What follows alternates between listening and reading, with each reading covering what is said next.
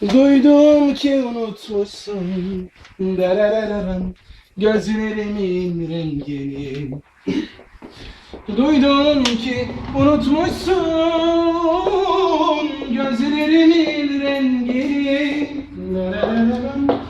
Yazık olmuş o gözlerden sana akan yaşlara.